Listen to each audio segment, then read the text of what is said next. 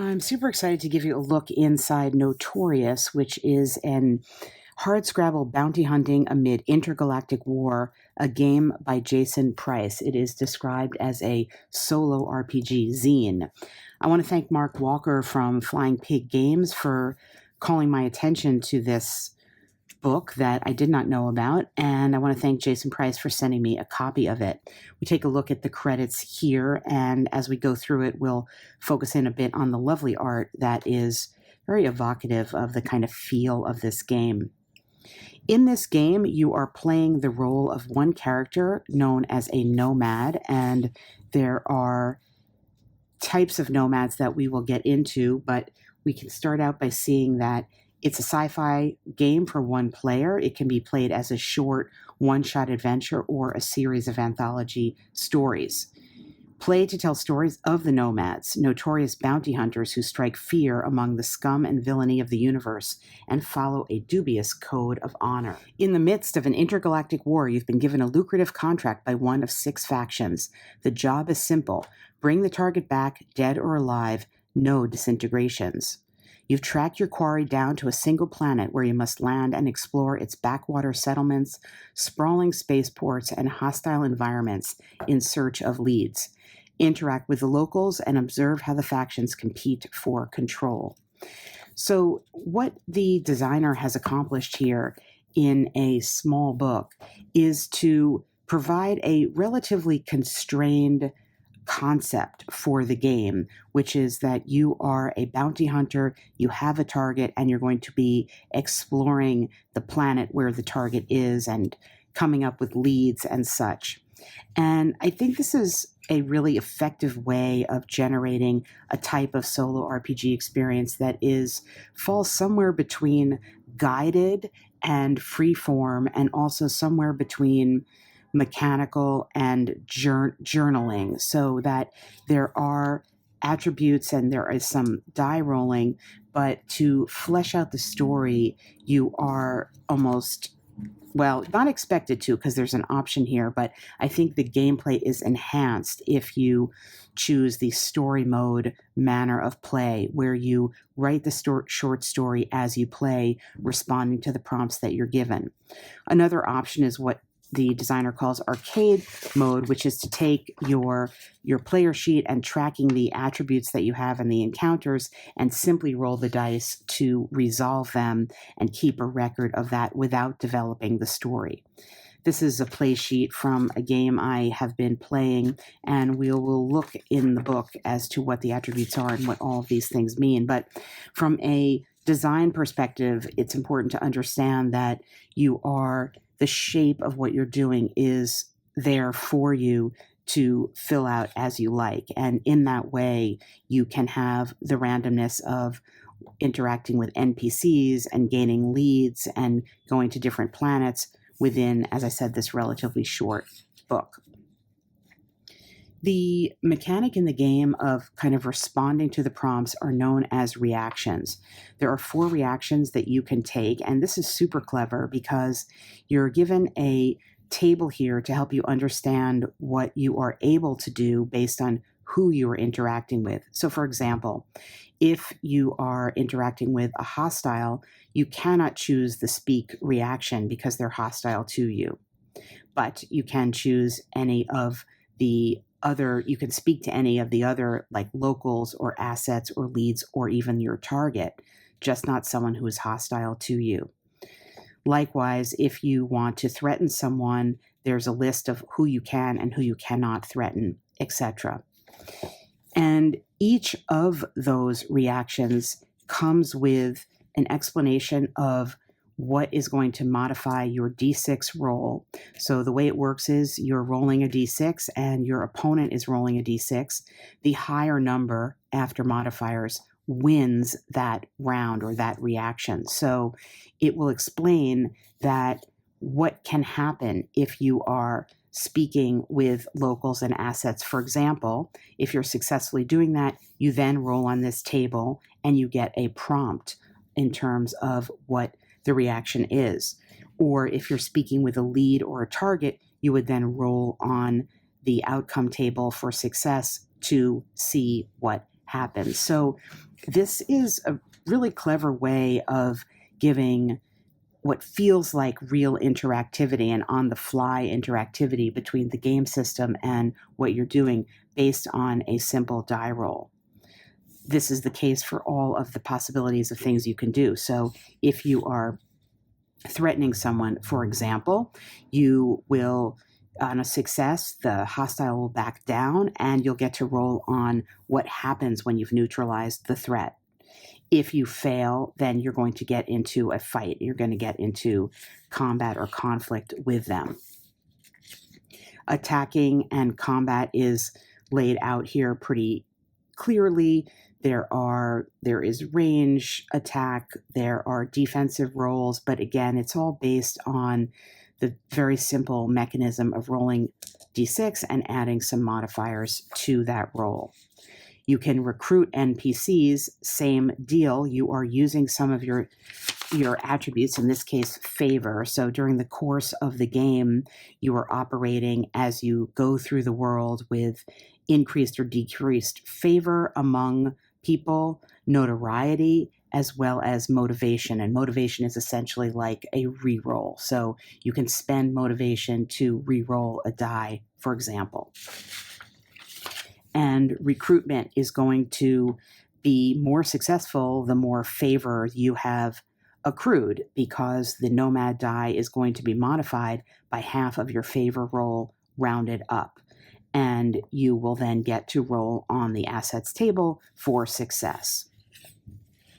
I mentioned the artwork, and here's a beautiful 2-page spread of just showing you some of the artwork with the nomads that are sort of looking out, approaching a world, ready to go and seek out their target.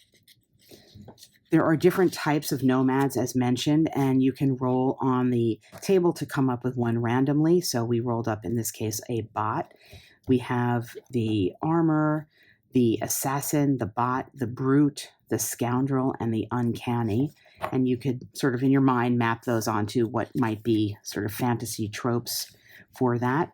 The armor, you have a calm exterior and inscrutable helmet, hiding a fearsome arsenal and zealous adherence to a sworn oath. Everybody has something that they can carry, and then there are some short tables for like a background or an origin story, and for a scar, something that is a physical remnant of something that happened to you in a past, and a kind of trauma trigger that you may have as part of your personality. And it says, consider how this influences your choices. And this obviously will come into play during the course of rolling on tables and being given options for decisions.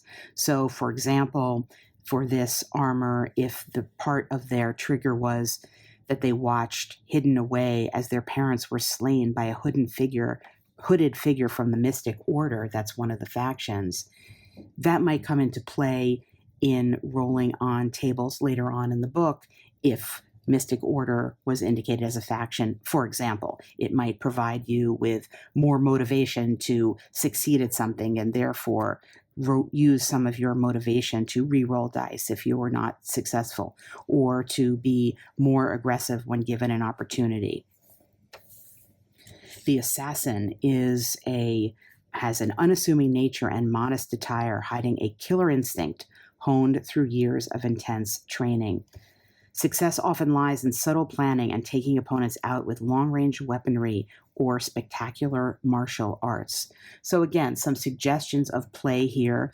The loadout in this one does give you both a ranged weapon, a precision scope laser rifle, as well as a concealed blade for melee combat and your martial arts training.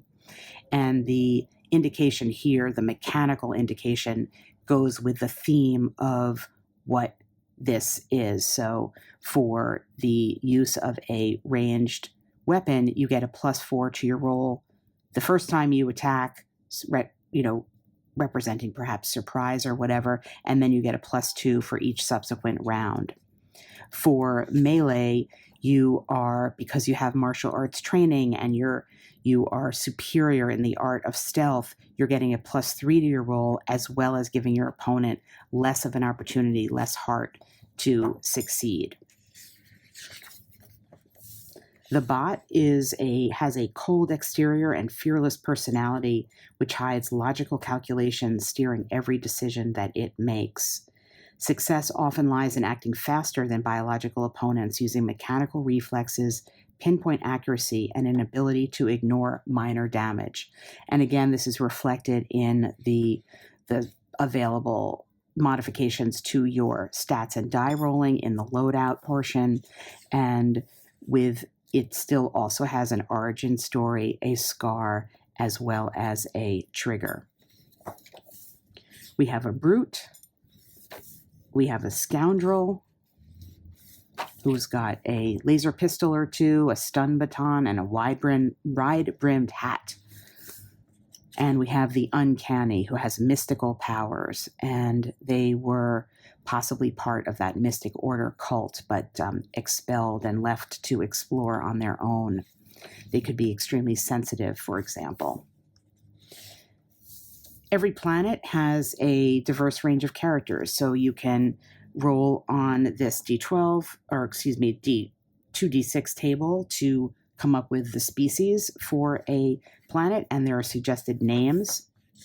They have personalities, and you are also rolling up information about your target. So again, the gameplay here is pretty proscribed that you are a character carrying out a bounty against a target, so you have a contract to do so, and you're given the opportunity to walk through rolling up who the contract or who the target is, their species, their personality, what planet they're on, which is where your story will be taking place, the faction that's present on the planet, and given reasons for that faction to post the bounty. So the structure, again, is there for you.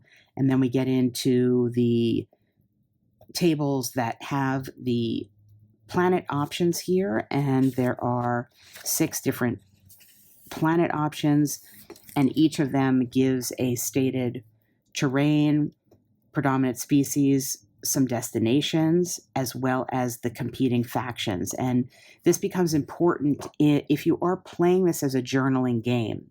The factions are really large part of the basis of creating and fleshing out your narrative, because they each, as factions, have things that they're trying to do, things that they're trying to prevent, histories of how they were or were not in control. And the next section gives you information about these factions, and it reminds you that each planet has a controlling, challenging, and minor faction on its profile. One of these is going to be the client for your contract, the faction who posted that bounty. And then there's going to be a reason for that. And you're going to tie that in to your story. So in the case of what I was doing here, the history of my character, part of my character's origin story had to do with that I had helped an old Empire target prominent Mystic Order leaders in a famous attack, but then I was betrayed. So I helped the old Empire against the Mystic Order, but then someone betrayed me. So I decided that in terms of the target, I was going to be continuing work for the old Empire, going against somebody who also had gone against the Mystic Order, and try to kind of continue what had been my previous life and my origin story. But this trigger that a would-be ally betrayed me was the fact caused me to be imprisoned. And the imprisonment that I suffered caused me to be motivated to figure out who had betrayed me and why. So that became part of the story that I'm working on here. And you can see this old empire. This is the dominant power in the galaxy, ruled by a mysterious leader who commands a vast military. Their war machines and faceless troops are garrisoned on most planets. And there's some reasons why they might put out a bounty for someone, including the target killed the governor of a planet while they gave a speech passing new laws. The target stole and supplied highly classified blueprints to the new uprising. That's a different faction. The target helped a legendary warrior of the Mystic Order to escape interrogation. So in my case, that was what I chose, meaning that my target helped the Mystic Order, which in my backstory, I had been opposed to. So you can see these really are prompts. They are based in a network of things that can tie together, but they are not developed in and of themselves. It is left for you as the game player to develop, and that is indeed what you're doing when you're playing out the story. The story of your hunt for the target is told through a loop, with you rolling on a series of tables and reacting to prompts. You'll explore the wilderness of a planet until you reach a destination, then you'll set out once more to explore.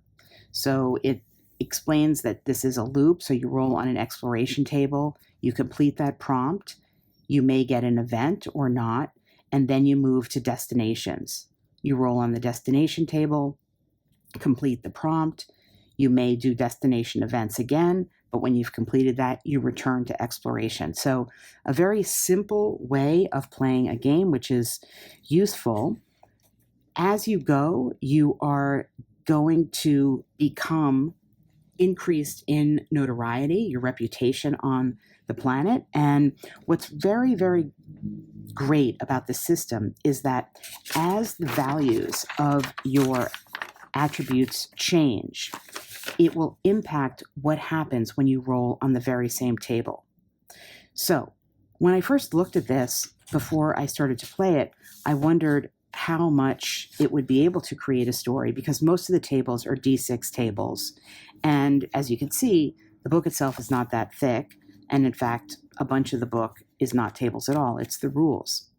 But the way the tables work really does balloon out to give a lot more depth than appears initially. Because as you're progressing through the story, the same die roll that you get is not going to produce the same outcome. So for example, at a certain point when your notoriety gets to be a certain level and you continue to roll a 3 on this table, you will start to do other things. In this case, you'll start to encounter a lead. So thematically, that makes sense, because as you become more notorious, you're going to get some help. Leads say before you can finish the job, you'll need a few leads, known associates of the target. They may provide clues about the target's goals and offer an opinion on their actions. When you find a lead, you have to create a lead, you roll on some of these tables to establish the location of where you are encountering this, and then you basically roll up your lead and determine who they are. And maybe, in fact, at a certain point, your lead might turn into the target. Maybe you've actually discovered your target. But the point is that you don't get to that stage until you've worked through a number of events and discoveries within the book at a kind of like lower level of notoriety and favor. And that then plays into what happens when you roll on the table. So it's very clever to make the tables elastic in that way, basically, or dynamic in that way, related to what happens. And I'm not going to go through and show you too much of the content of what the events and destinations are, because I would want you to be able to discover that on your own when you play. But suffice it to say that each of the entries in these D6 tables does have a mini D6 table within it to give you another opportunity to roll and to make some choices and decisions about what happens when you get that value. So at the end of the book, there is an epilogue, and you are going to be manipulating with basic math, some of your final values, your motivation and your favor, to get to read sort of how you end up, what the epilogue to your story is. Again, another very clever way of having a different type of outcome depending on sort of how quote unquote successful you have been in playing out the story. It says an average playtime 1 to 2 hours. That seems to make sense to me. And overall, in a really short package, it's very expansive possibilities here. I think to get the full benefit of the story, a little bit at least of journaling would be advised, because you do want to flesh out a little bit more, at least I would want to flesh out a little bit more, some of the emotions behind the decisions that you're making, some connections between the NPCs that you will encounter, some reasons behind people helping you or hindering you, and maybe even some reasons behind the attacks that you will from time to time encounter from some native enemies to the planet you're on, as opposed to just going through and moving from table to table, doing the die roll, recording whatever happens, and moving on. So I do think it is, I would describe it maybe as anything from like a very light journaling aspect to the game to really as involved as you want it to be, because the structure here could support a pretty extensive journaling in a type of environment, this sort of, well, as it says, this hard scrabble, bounty hunting, intergalactic environment that is not so often represented in the solo RPG space.